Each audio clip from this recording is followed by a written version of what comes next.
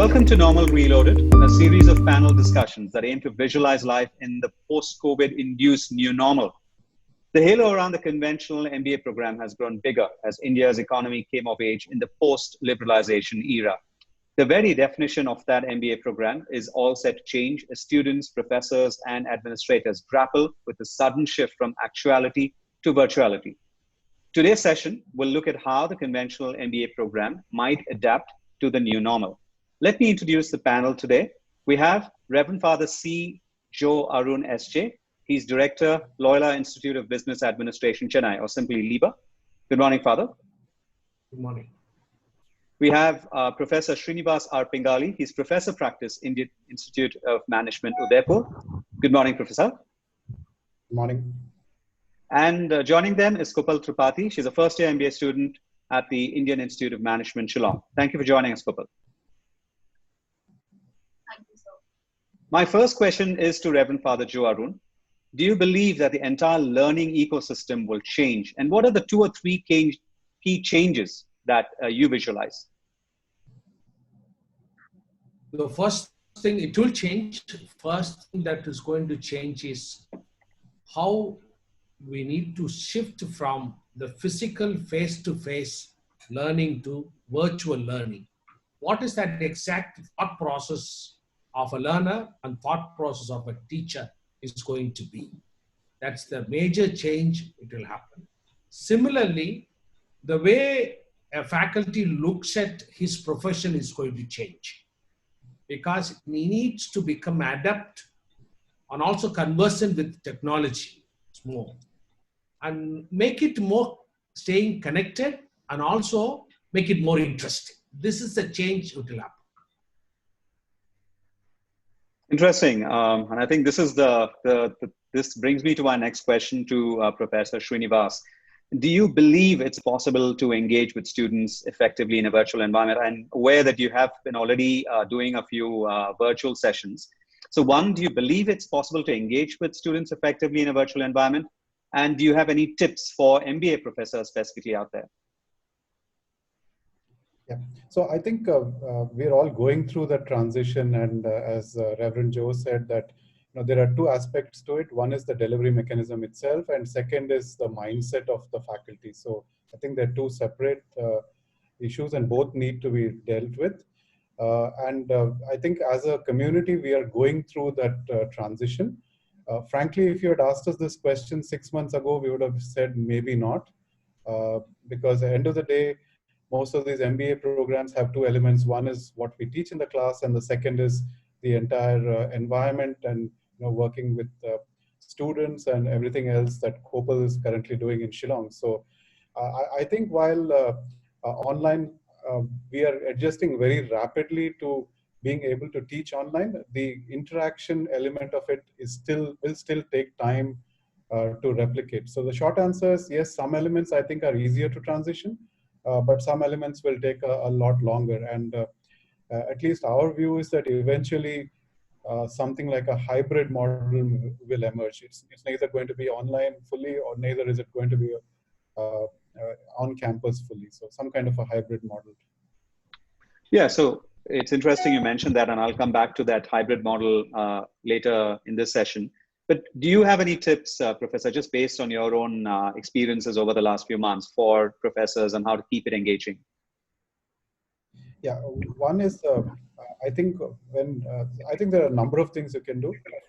One is to ensure, because like students, if you're in a classroom setting, there are diversions, there's lots of stuff, but online all they're seeing is my face or a professor's face, and I think we need to kind of move away from that. So a couple of things that we are doing. One is including a lot more guest speakers.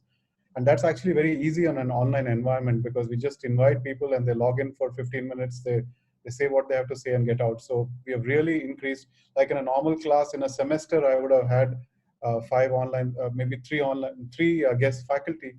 But now in a class, I can get even 10 of them, and that's making things interesting. The second is using visual aids. So we're using a lot of YouTube videos and other visual aids to break the monotony of seeing the professor's face on a screen.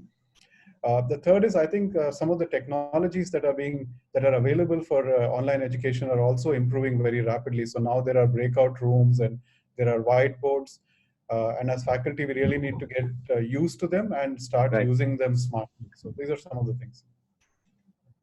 Great. I think this takes me to Kopal. This is clearly not the MBA program you signed up for, like a virtual program. So what do you think you'll miss the most in a virtual environment? And how do you think students need to adapt for the best results? Thank you for the question, sir. So, I think what I'm going to miss the most is the brainstorming and the collaboration that an MBA provides. So, when you join an MBA college, you expect that you will get to learn a lot from your peers and everybody. But in a virtual setup, that is facing a lot of challenges because a lot of our activities, for example, happen through role plays and brainstorming. And when we are in a virtual setup, the brainstorming becomes very difficult. But like Sir just mentioned that there are technologies like the whiteboards. So all those things are needed to, facilitate the online learning a little better. And in terms of what changes the students need to bring in, I think somehow we are already prepared because we were told that since the first day that when you join an MBA college you have to be very flexible and adapt to change. So I think we are mentally prepared for it. We just have to implement the right thing. Yeah, it's interesting you mentioned change. It's one of the first lessons I also learned at MBA, that change is the only constant. But I think this kind of change, many people have not seen in their generations. So this takes me back to Father. Father, I know this is a theme that's very close to your heart. It's how do we leverage the new normal to replicate the socio-emotional learning that campus interactions provide? Now, we know the virtual environment still works for cognitive learning. It'll also be good if you could differentiate these two for the audience, because I know this is an area that's very close to your heart. I think I appreciate Gopal's way of looking at education, that what she would miss in this virtual learning. See, virtual learning only caters to the cognitive learning. I begin to think it remains at the level of logos, thinking. But there is no such a thing like a pathos and eros, ethos, which is more of a emotional, what we call socio-emotional learning. Where does it happen? When you go to a canteen, interact with other classmates and fight with them and talk to them. We always say, when we come out of the college or a school, we say, I learned more outside the classroom than inside the classroom. That interaction, social interactions are not going to happen. Now we have to produce or compensate that in something like whiteboard. Does it really replace? No, there's no replacement for that. But what we try to do is to at least to reach that level. So that's what the new normal is going to be. For me, the most important thing is a student becomes responsible for his learning or her learning. There is somebody is going to teach you. There is somebody is going to tell you something to do. And you learn, all other systems, technology, faculty are going to accompany you. It's going to be now, teaching is going to be accompanying a student. Therefore, the new normal that is going to happen is, and somebody is not going to be responsible for my learning or for my teaching. For example, now you see, now I'm sitting in, and below this, I can even have a burger and eat. And you can also have a teacup and stick a tea packet. Inside you can have a beer. So you are asked, moral capacities are more demanded. What we call this whole thing, what Plato would call is that the ethos, the moral capacities and the emotional capacity. Therefore, what I would suggest to my students, I have in my place, what I would suggest to students, we will create groups among the students. And among them, there are more interactions, for example, every student is talking to through mobile phone on something like, they call a video call. So now video call so far is over fun. Now video call is going to be on some particular thing. For example, Dr. Srinivas is giving this is a topic, this is the question I want you to discuss and come back to me. and they go on. So make that more interesting. Similarly, what I will say, blended learning. For example, one third of teaching should be physical, one third should be online, one third should be in the industry. Why should a student come to your MBA institute hereafter? He should be working in one industry. For example, I'm a marketing student. I go and employ myself in a marketing job and earn money. While I am working there, I learn my job. Then come back to school, go to online, come back to school, physical interaction. This should be a completely total different new normal is going to be. For teacher, for learner. This is what I visualize. Well, that's interesting what you mentioned. And I think the other thing that I'm going to go back now to Professor Srinivas. See, clearly there are going to be two phases. Now, one is this medium term where we probably are at this point, where we are living with the virus. And then there's going to be the post-vaccine phase. So how do you think these two phases are going to play out in an MBA classroom? And like you spoke of the hybrid model. So that's the other thing I'm interested. I'm sure the audience also will be interested in. Yeah, so I think medium term, there is no choice, right? I mean, right now we are reconciled to this and we are kind of making that transition. But if I just digress for a second, interestingly, my own research is in digital transformation, and I talk to industries almost every day, and the standard response is that there's going to be a residual effect of this. It's not that the day COVID reduces, we're all going to go back to the way we operate across industries. There's going to be a significant residual impact of this, of the transition. So I think a lot of the elements that we are rapidly changing now, some of them will continue. And I'll just give a few examples, right? Today, when we look at education online, we are looking at it within bounded rationality, within what we know. But let's take the video gaming industry. That's been around for a long time. They've evolved so much. They have built communities. There's a lot of interaction that happens. There are millennials who stay on those games for 3 days, 4 days. So they've actually been able to adapt their technology to do something very different, which is keep millennials glued to computer screens, right? So I think as an education, if I was to call us an industry, there are a lot of other industries we need to borrow from on how to make this a lot more interesting. And I think that is what will get accelerated in the medium term. And as we go into long term, I think I agree with the Reverend, it will be some kind of a hybrid model. But a lot of these elements that we are now forced to put in, I think will continue because there are benefits from those as well. So it's not going to go back to the way it was. And that's not just this industry. I think that's true across most industries. Yeah, I think it's very interesting you mentioned gaming because gaming for them, this is not a new normal. This is normal. And I think this is a very, very interesting point that you've raised. And the other thing I think what's going to also happen is probably everyone's going to learn from each other. So both when you look at campuses, as well as like you rightly said, I think the education also has to learn from probably what industries are doing. And this is a very interesting point that you mentioned. So I'm going to come to each one of you with a summary question. Now, clearly this is a forced change, but do you think this new normal, the forced changes that the new normal is bringing can deliver the same value for all stakeholders? And probably we could start with Father being one of the stakeholders from a management administrator side, and then I'll come to each one of you. It will deliver a same value if you are able to become conversant with the technology.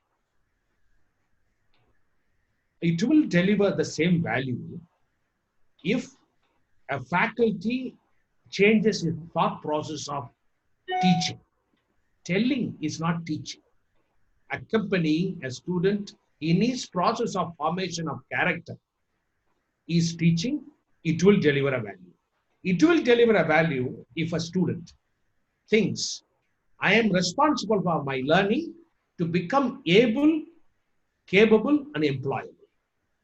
Therefore, now there is nobody is responsible for your growth. What I call this is an active agency, not passive agency. Something happens to me. everything. Why do you join MBA? My father asked me to join MBA. No, I decide, I choose, because always we are put in front of us good and evil. Choose the choice you make. So I am becoming more responsible. I use this word responsibility, ability to respond to situations. Then it will deliver the same value. I tell you, it will be an enhanced value, which we have been going physically moving from one place to the other. Now, in one laptop, Ashwin can run this, and also you can run a college. No need of physical building. Right, right. No, that's interesting. I think you're putting the onus also back on the students like Kopal, saying, okay, this is, it's back to you. So what do you think about the same question? Do you think you're going to get the same value in this new environment? And do you agree with Father that the onus is now heavily on the students, Kopal? So, I think yes, definitely it is going to deliver the same value. And like Father rightly mentioned, if students take the ownership, then that's going to make all the difference. I would just like to add one point that in the long run, a lot of students tend to develop an entrepreneurial mindset in these times. So if we talk about the 2008 recession as well, a lot of startups like Uber, WhatsApp, Groupon, all these were developed during that point of time.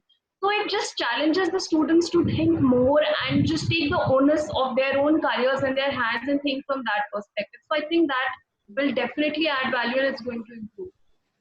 Yeah, that's a beautiful point you've brought out there, because I think if you look at the numbers in 2020, they make 2008 look good, right? And one of the big challenges that we've been seeing also is reports coming from all parts of the world that especially students graduating this year having to face challenges. And like you said, this could see students being more entrepreneurial, which is something companies are always looking for. And, which is why like a lot of MBAs today place, greater value with students like yourself who have work experience before joining the MBA program. So that's a really interesting point. So Professor, over to you on the same point, from a professor's point of view, and I think even Father mentioned this, that, professors really need to adapt, because as people delivering the program, there's going to be a lot of adapting that professors need to do. Do you think there's going to be the same value in this environment? Yes, I mean, I think there is going to be a value. However, I think for the value to really get to fall into place, the entire ecosystem needs to change. It's not just about students and faculty, it's about employers as well. I mean, how do employers take to part of this being done online? How the way employers are looking at hiring students, that process also needs to go online. And it's, for example, today, a lot of the business education, the rural areas in India completely miss it out. It bypasses them. But a medium like online can actually take it to them, right? So I think those are some of the longer lasting benefits out of something like this. In terms of expanding the scope of MBAs to way beyond the few institutes that are there in the country. And I think the final aspect of it, which we haven't spoken about, is on the policy side. Today, a lot of online education, a pure online education is not recognized in most countries. So I think even policy makers need to relook at this, saying, is it delivering the same value? And if it is, then how do we recognize it? So it's not just about faculty and students, the entire ecosystem needs to change for this value to sustain. I think it's a very interesting point you've raised. One on the, employers change, mindsets changing. And the other point, I think this is, a forced but a very positive change, is bringing management education, or at least facets of management education, to rural environments. So just think about how this can empower a lot of rural environments, especially from, going back to Kopal's point about being entrepreneurial, how maybe we could have the next wave of startups starting in rural environments in India, and these could be the sparks that a lot of these people need. So I think very, very interesting points, all three of you. And I think on this positive note, because when we look at, things that both businesses are going to need, and even consumer mindsets are going to need. We're going to need a lot of optimism to, to tide over this. We're going to need to display flexibility and also innovation. And of course, resilience. And I think resilience is a quality Indians possess so these are some of the key things I think that we're going to need in normal reloaded or the new normal. So it's been a fantastic interaction. I know it's been a brief interaction, but we've really got a lot of very, very thought-provoking points from each one of you. I'd like to thank each one of you to share these insights and be part of this discussion today. Thank you very much. Thank you so much. Thank you very much. Thank you, sir. Thank you, Kopal.